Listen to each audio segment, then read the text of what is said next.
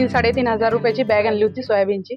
3,500 रुपये बॅगचे झाले आणि आम्हाला 3,000चं सोयाबीन झालं. जर आज म्हणजे आम्ही काय म्हणते बा सोयाबीनवरच राहिलो असतो आणि रेशम शेती व्यवसाय जर केला नसता तर आज आमची उपाशी मरायची वेळ होती.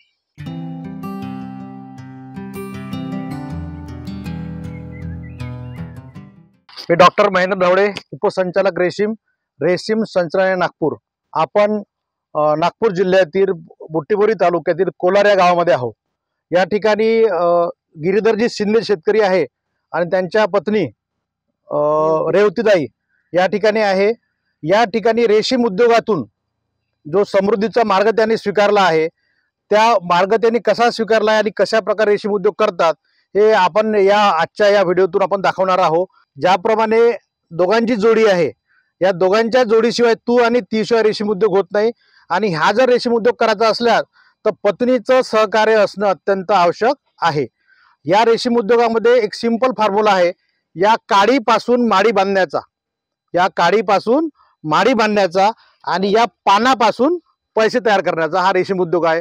आता या रेशीम उद्योगाची माहिती, शासनाचा सपोर्ट कसा राहते, त्याला काय काय शासन त्याला अनुदान देतं, कुठलं तंत्रज्ञान सांगतं, याची सगळी सविस्तर माहिती आपण घेऊया. हे आपल्या पुढे जे झाड दिसते आहे हे तुतीचे झाड आहे. या काडीपासून हे झाड तयार झालं आहे आणि हे झाड तुम्हाला 15 वर्ष पैसे देणार आहे.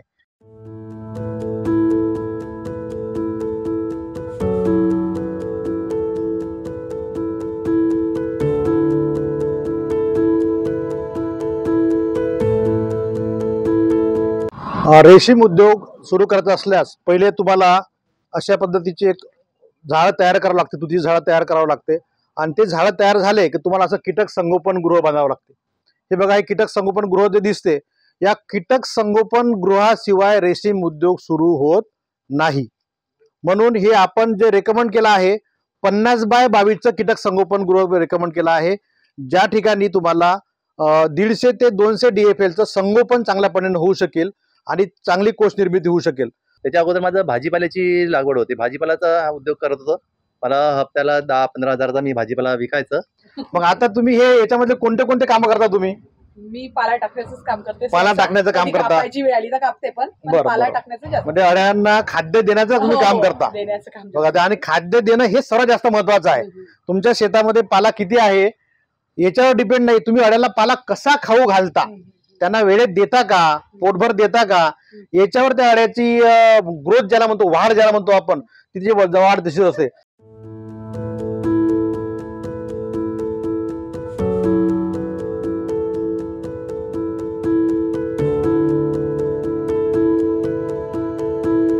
नॉन स्पिनिंगची समस्या आहे, ही समस्या या सगळ्या गोष्टीचा परिणाम आहे. म्हणजे तुम्ही खतं कोणते वापरले, खतं वापरताना ती खतं केंद्रीय रेशीम मंडळ रेकमेंड केले आहे का, की आता मार्केटमधलं कोणतंही तुम्ही मायक्रोन्यूट्रिएंट घेतलं, कुठलंही पेस्टिसाइड घेतलं आणि फवारणी केली, तर या सगळ्या गोष्टीचा परिणाम शेवटी अळ्यावर होते की ती अळी कोश बनत नाही. आजूबाजूला जर तुमच्याकडे कोरायजनचा स्प्रे मारला, कॉन्फिडरचा स्प्रे मारला असला किंवा मिरचीची शेती असली तर त्या ठिकाणी कंटिन्युअस फवारे चालतात. सोयाबीनवर सुद्धा यावर्षी लोकांनी कीटकनाशक कोरायझन नावाचं वापरलं, त्याचा इफेक्ट 2 किलोमीटर पर्यंत चालतो. कोरायझन वापरा, सायपरमेथ्रिन, अल्फामेथ्रिन वगैरे, लॅम्बडासायलोथिन असे सारखे औषध वापरतात जे महिनोन गिनती आपल्या जमिनीत राहतात. बरोबर आहे. आणि तो रेसिड्यूचा परिणाम आपल्याकडे होतो.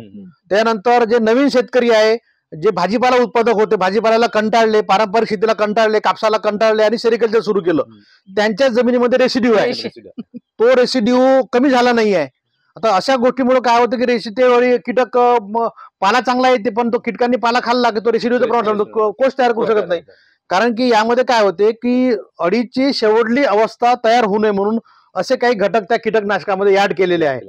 त्याच्यामुळे अळीचं वाढ होते, पण ती शेवटची अवस्था पूर्ण करू शकत नाही. म्हणून त्यासाठी आपल्याला जे औषधं, जे कीटकनाशक तुती पिकावर रेकमेंड नाही आहे, ते कुठल्याही कंपनी धारकाच्या मनाने वापरायचे नाही.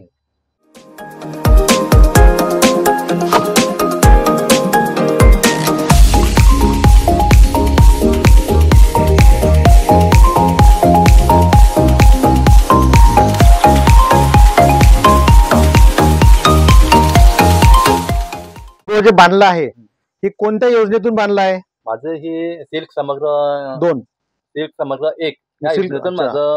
माझं हे कीटक संगोपन बांधलं आहे. त्याचं तुम्हाला अनुदान पण भेटलं आहे, मला सुरुवातीला याचं 27,500 झाडासाठी भेटले, लागवडीची लागवडीत मिळाले आणि 1,27,000 हे शेडसाठी मिळाले. शेडसाठी मिळाले. हा. तुम्हाला शेडसाठी आता साधारण किती खर्च आला? शेडसाठी मला मी हे 2019 मध्ये म्हणजे पहिल्या लॉकडाऊनला मी शेड बनवला, त्यावेळेस मी 85,000 मध्ये ठेका दिला होता बरं बरं. बनवायसाठी हो हो. आणि 35,000 टीना, असं मला 1.25 लाख रुपये त्यावेळेस लागले. कर्ज भेटला, त्याच्यानंतर पॉवर टिलरचं वगैरे घेतलं आणि शेडचं काम केलं समोर पुन्हा. तुम्ही शेड अजून खूप मोठं वाढवलं केलं आम्ही, तुम्ही. हा, वाढवलं. शेड खूप मोठं वाढवलं. हा.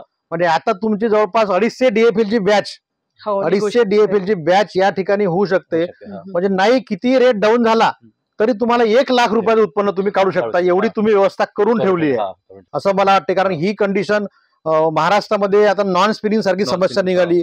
अड्या कोश करत नाही, कीटक कोश करत नाहीये, परंतु यावरही तुम्ही मात केली आहे. तर कशी काय केली तुम्ही सांगा ना. कारण यावेळेस मी सुरुवातीला टेम्परेचर हाय होतं, त्यावेळेस मी फॉगर्सचं अरेंजमेंट केली. टीनावर गवत टाकलाय, त्यांनी वरती मायक्रो स्प्रिंकलर लावले.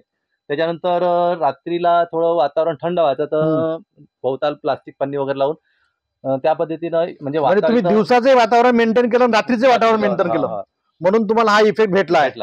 कारण की नॉन स्पिनिंग जी समस्या आहे हा एकच कीटकनाशकाच्या फवाऱ्यामुळे होते नाही, या सगळ्या गोष्टीचा परिणाम आहे. तुम्ही त्यामध्ये म्हणजे वातावरण कसं असते, रात्रीला थंड होते, दिवसा गरम दिवसाला असते. गरम. वातावरण मेंटेन करणं खूप जरुरी आहे या दिवसात. रात्रीला वातावरण मेंटेन होऊन जाईल, पण दिवसाला खूप मोठ्या प्रमाणात ऊन तापते. माझं याच्या अगोदरची एक बॅच होती, त्यावेळेस मला ह्या वातावरणाचा इफेक्ट जाणवला आणि माझा त्यावेळेस ग्रॉसरीचा थोडा अटॅक आला होता. पण मी त्याच्यानंतर गवत वगैरे टीनवर टाकून आणि फॉगर्स वगैरे लावून तर तो म्हणजे ग्रॉसरीचं प्रमाण कमी कमी झालं. म्हणजे बरोबर आहे. जवळपास 1% जवळपास आहे. कारण का आपल्या रेशीम उद्योगाचं तत्वच आहे, prevention is better than cure. रोग येण्यापूर्वी इलाज करणे हे याचं तत्व आहे. तुम्ही कारण कसं आहे की याला काही इंजेक्शन देऊ शकत नाही, याला काही गोळी देऊ शकत नाही, त्याच्यामुळे याला रोग आलाच नाही पाहिजे. आणि ज्याला रोग येऊ नये म्हणून ज्या ज्या गोष्टी करायच्या त्या पहिलेच करून टाकायच्या. रेशीम उद्योग करताना याच्यामध्ये भरपूर अशा गोष्टी अडचणी येतात. याच्यात सर्वात पहिली अडचण आहे की बाजूचे शेतकरी त्यांनी केलेलं स्प्रे, नंतर आहे आपण लागवड केल्याच्या नंतर शेड उभारणी करणे. त्याच्यामुळे भांडवल हे शेतकऱ्यापाशी तेवढं नसते, कारण शेड बनवायला जवळपास 4-4.5 लाख रुपये लागतात. तर हे बँकेनी त्यावर बँक सुद्धा कर्ज देत नाही, कारण शेतकऱ्याला सुद्धा बँकवाले दूरच करतात, तर बँकेकडून सुद्धा कर्ज मिळत नाही. तिसरी गोष्ट याला सिक्युरिटी म्हणजे येणारं वादळ किंवा पाऊस किंवा गारपीट जर झाली तर पाला खराब होतो. दुसरीकडे शेड मध्ये जर कमी असं झालं, शेड उडलं किंवा काय झालं, त्याला सुद्धा प्रोटेक्शन म्हणून विमा कव्हरेज वगैरे असं काही आहे नाही. ह्या सर्व गोष्टीच्या अडचणी म्हणजे गव्हर्नमेंटने याच्यावर थोडं तोडगा काढायला पाहिजे. म्हणजे जसं इतर पिकांना लोक विमा देतात, कॉटनला आहे किंवा त्यांना नुकसान भरपाई देतात, तसं रेशीम उद्योगाला अजूनपर्यंत तरी नुकसान भरपाई गव्हर्नमेंटनं म्हणजे मंजूर केली नाही आणि त्या गोष्टी त्यांनी करायला पाहिजे, असं माझं एक शेतकरी म्हणून एक म्हणणं आहे. जसं आपण लहान बाळाची काळजी घेतो तसंच अळ्यांची पण काळजी घ्यावी लागते. ती लहान असतापासून तर ती कोश अवस्थेमध्ये जाईपर्यंत तिची काळजी घ्यावी लागते. साफसफाई शेडमध्ये ठेवावी लागते. जसं आपण आपल्या घरी घर जसं नीटनेटकं एक बाई म्हणून ठेवते, तसं शेड सुद्धा नीटनेटकं राहिलं पाहिजे. तिथे आपण ज्या पद्धतीने काम करत आहे ती साफसफाई त्या शेडमध्ये पाहिजे राहते. अशा भरपूरशा गोष्टी आहे की ऍज अ वुमन म्हणून मी इथे करते.